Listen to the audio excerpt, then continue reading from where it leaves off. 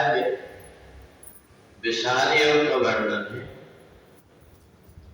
अभोवत् महत्पापम कर्तुम व्यवस्थिता वयम यदराज सुखलोभेन हंतुम स्वजन प्रजा। मनुष्य पहले जन्म के अपने पुण्य और पाप कर्म से बंधा होता है और इसलिए कई बार स्वाभाविक गुण के अनुसार व्यक्ति को अच्छी बुद्धि आ जाती है और बुरी बुद्धि आ जाती है। बहुत से ऐसे पूर्वज हैं जो अपने पुण्य के कारण पृथ्वी में आने के लिए तैयार रहते हैं, परंतु वो देखते हैं कि हमें पृथ्वी में किस रूप से जाना है। तो जब व्यक्ति पृथ्वी में आता है तो वो अपने बुद्धि और शरीर और मन ये अलग अलग ढंग से प्राप्त करता है। बुद्धि पूर्व जन्म में जो कुछ उसने किया है उसके अनुसार होता है।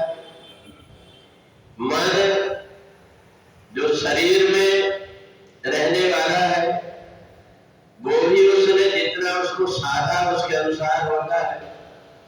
और शरीर उसका माता पिता के कुछ गुणों से मिला हुआ होता है। तो माता पिता से मिला हुआ जो शरीर होता है वो जड़ होता है। उस शरीर से शरीर के गुण भर आ सकते हैं, बुद्धि और मन नहीं आता।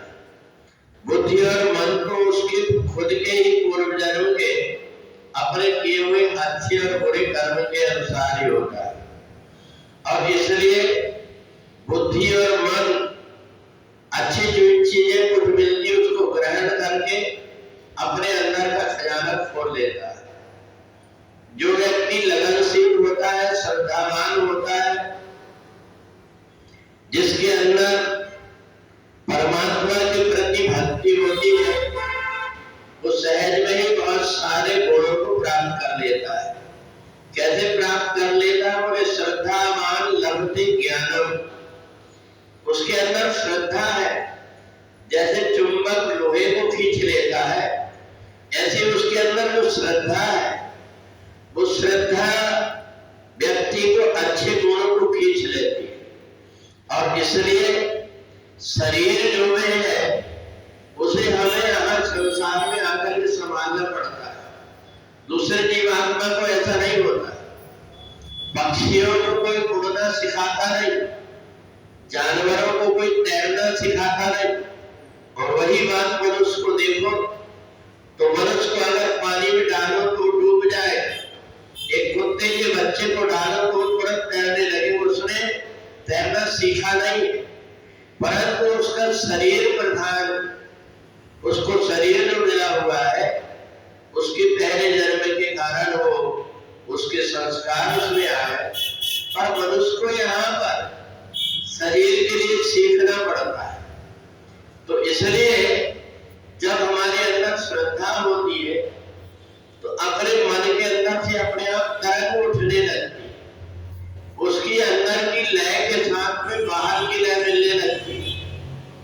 व्यक्ति ने बहुत सारी चीजें कहीं सीखने नहीं गया, परंतु उसके अंतःकरण से इसलिए हो जाती है क्योंकि उसका मन, उसकी बुद्धि पहले जन्म से संबंधित हो गई। उसके अंदर लहर आई, उसने कभी ढोलक बजाना नहीं सीखा, परंतु हाथ की उसकी लहरें, उसकी तरंगें उसको बता देती है इस ढंग से चलना है। और वो व्यक्ति सहज में ही कर लेता है। इसलिए हमें देख करके बड़ा आश्चर्य लगता है कि कई बार विचित्र विचित्र प्रकार के गुण अपने आप व्यक्ति के अंदर आ जाते हैं जबकि उसने उसके लिए प्रयत्न नहीं किया। तो इसलिए अर्जुन के मन के अंदर में श्रद्धा थी, उसका मन पवित्र था, इसलिए उसको तुरंत याद आया अहोवत् महत्पापम कर्तुम व्यवस्थिता वयम। मैं जो करने जा रहा हूँ वो अच्छा नहीं, इसके पहले मेरे को पूछ लेना चाहिए कि मैं जो कर रहा हूँ करना चाहिए कि नहीं करना चाहिए। तो जब जाकर के उसके मन के अंदर विचार हुआ जो समझदार ज्ञानी व्यक्ति होता है, अगर उससे कोई गलती होती है उसके लिए वो प्रायश्चित करने लगता है, उसको बार बार लगता है कि मैंने गलती किया, इस गलती को मेरे को नहीं करना चाहिए। परंतु वही मूर्ख और पशु जैसे वृत्ति वाला व्यक्ति एक बार गलती करता है, उसी को कई बार करते रहता है, क्योंकि उसकी जड़ बुद्धि है, पशुवत बुद्धि है उसको अपने अक्षर गुणे का ज्ञान नहीं है। गलती हर किसी से होती है, गलती करता उसको इंसान कहते हैं, गलती जिससे नहीं होती वो देवता होता है। परंतु गलती करने के बाद में भी अपनी गलतियों को नहीं सुधारता वो शैतान होता है।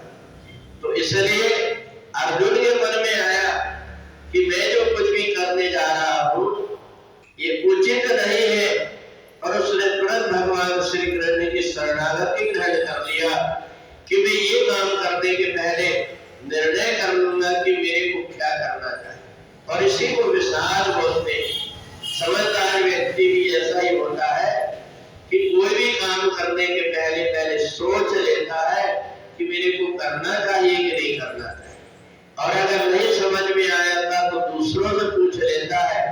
परंतु मूर्ख व्यक्ति अपने आप किसी से पूछना भी नहीं चाहता, कोई बताता तो मानना भी नहीं चाहता, और फिर सो परत पर दुख पावई सिर ढूंढ पछता है, बाद में बैठ करके पछताते रहता है। तो इसलिए हमारी बुद्धि, हमारा मन अगर पवित्र है तो कुछ काम करने के पहले हमारी इंद्रियां रुक जाती है कि किसी की मार्गदर्शन में हमें चलना है। तो यही अर्जुन ने जब भगवान की शरणागति ग्रहण किया तब जाकर के गीता के वेद और शास्त्रों का सार अर्जुन को सुनने को मिला। बोले वृंदावन बिहारी लाल